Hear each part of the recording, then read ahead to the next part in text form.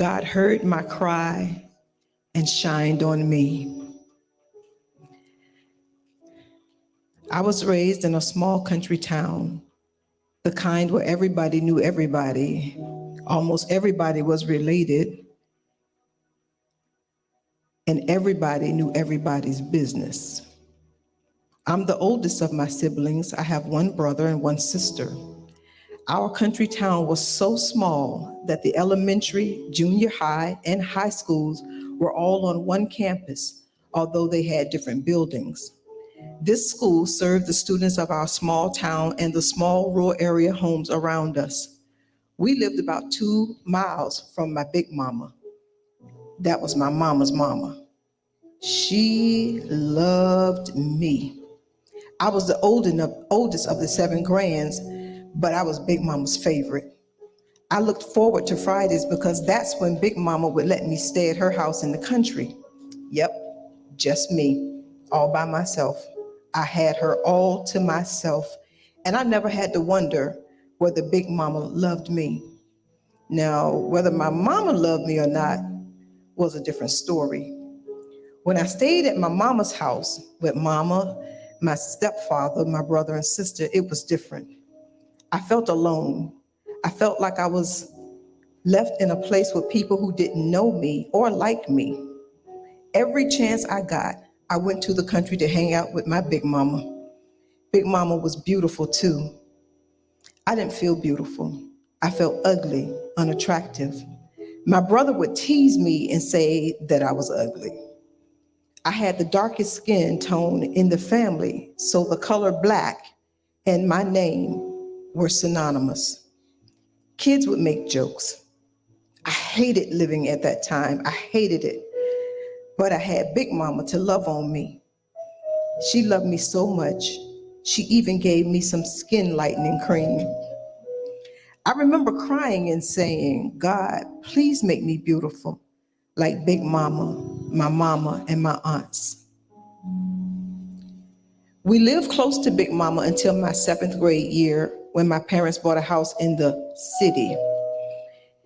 It was also in my 7th grade year, the morning Mama got the call. I remember the phone ringing. I heard my mom say, what? Your left arm is hurting. You're throwing up. Wait, your chest is hurting? I'm on my way. It was about 7 a.m. and my mom drove the school bus for the little country school. My brother, sister, and I were hauled onto her bus. That day, she drove that bus like Speed Racer, jumped all the railroad tracks, and made absolutely no stops. By the time we arrived, the ambulance was there, and they were trying to break the door down to get into my big mama's house. When mom arrived with the key, they got in, and all I could see were neighbors, friends, and relatives, ambulances, the sheriff, everybody. It was a lot of people. I remember thinking, this must be serious, but I had no clue as to how serious. Later that day, while in the cafeteria for lunch, a relative who worked at the school, see, I told you it was a small town and everybody was related, came to me and said that Big Mama was going to be okay. I was so relieved. By 5:30 that afternoon, Big Mama had died. I was told that my mom and my aunts decided to take her off the ventilator. I hadn't known she was on a ventilator. I was devastated. I didn't have any friends to talk to because when we moved to the city, I left behind my best friend and I hadn't yet made friends at this new school. My brother and sister were still at the county school. For some reason, Mama didn't make them go to the new school in the city, just me. I don't know why, but I believed that she was just being mean to me. My mom and I had never had a normal relationship. I remember when I was 10 years old, I went to my mother and said to her, I need to talk. She laughed so hard that I decided in my 10-year-old mind, I didn't need to talk after all. Now my big mama was gone. I'm gonna have to talk to mama. I became the keeper of my brother and sister. I didn't like it because they were always in trouble, and it was somehow always my fault. Whenever I messed up or did something wrong, something that didn't please my mom, I always took responsibility. I would go and apologize. And I remember one time in particular, my mother's reply was, I can't trust you after you did that. You will have to earn my trust back. How? How do you earn your mama's trust when you're just a child? I started going to church. Mama had reconnected with some old friends, and they were a pastor and first lady of the church. Mama didn't attend the church, but she surely made sure that the three of us walked that mile each and every Sunday. But I loved it. So I joined. I got baptized, and I would pay my $3.50 dues back then because children didn't pay tithes. I sang in the choir, visited with other churches, and never missed a revival. Mama started calling me the Reverend and joking me about my church attendance. I didn't care. That's where I felt loved, felt like I belonged. That was my happy place, which was more than I could say about being home, which was still the same. I would read anything that I got my hands on. I joined the band at school. I played trombone and I was good. I got first chair and beat all 9 of the boys, making me the only girl and the first chair in the trombone section. By this time, I was receiving all A's, inducted into the Junior Honor Society, won numerous spelling bees, but still felt unloved. No one was ever there to support me at my functions, my competitions, or my award ceremonies. I felt lonely and depressed. I literally wanted to die, so I tried. I started taking pills from my mom. The first time I attempted to end my life, I took 6 pills. Nothing. The next time, I took 24 Tylenol. Nothing. Oh my God, I can't even kill myself right. I made it a practice to steal pills from my mom for the one day that I could get it right. After taking pills one day at school, I passed out. When my mom found out, she told my pastor that I hadn't been eating. He called me into his office and he spoke with me. I stopped trying, at least for the time being. At the age of 13, my young life would take another hit. This hit was almost as bad as when Big Mama died.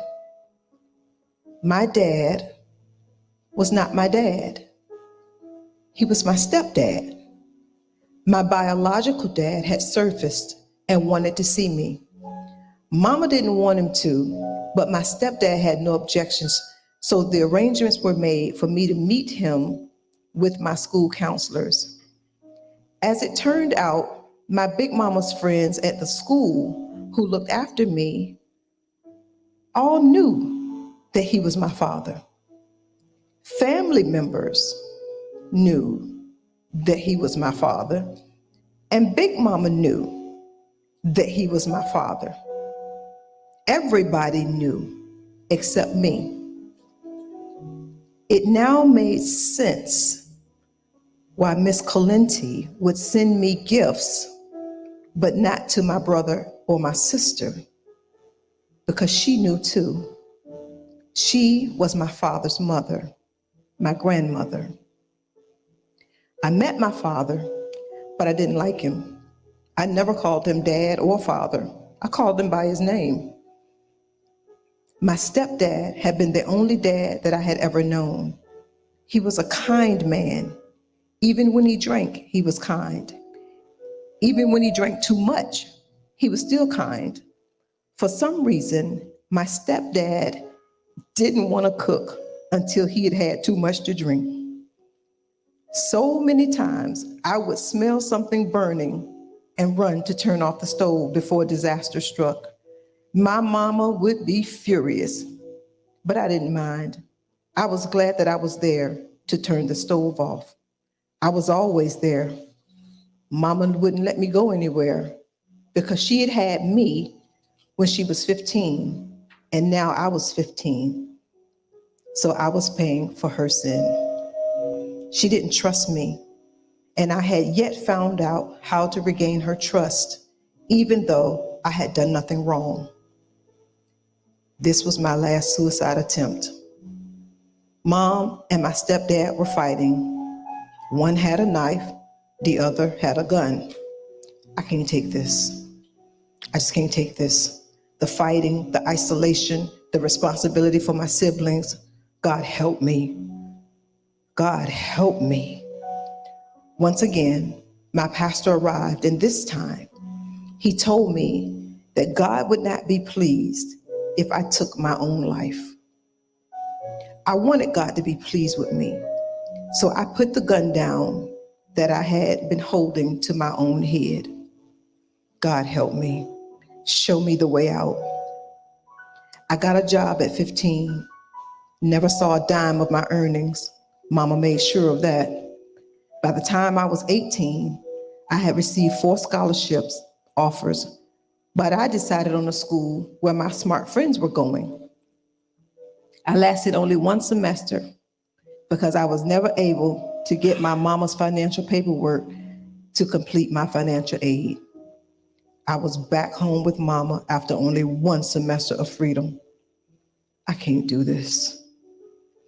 I've got to get my own place. So I did. One ominous night, I received a call. I didn't recognize the voice. The voice simply said that I needed to get to my parents' house. The house was on fire. Apparently, my dad had fallen asleep while cooking food. He had been drinking. If I had only been there, I could have heard the smoke detector. I could have turned the stove off. I could have gotten my dad out. He was the only father I had known.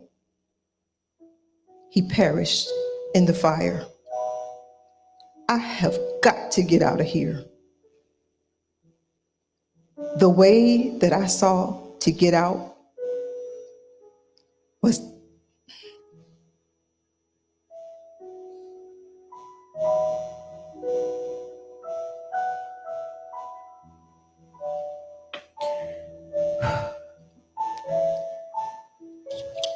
deciding to join the Navy.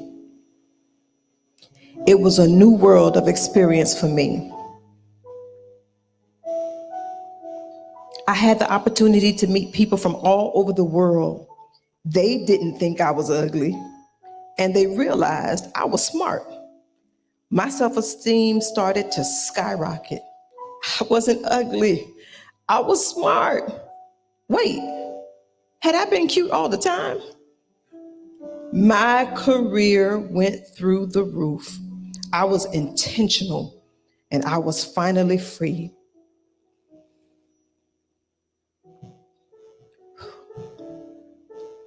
I went from enlisted to a nurse officer. I retired after my 20 years of service, but I didn't stop there. I started 2 successful businesses. My love for church and youth led me to start an evangelism ministry at my new church, and I taught 15 youth evangelists.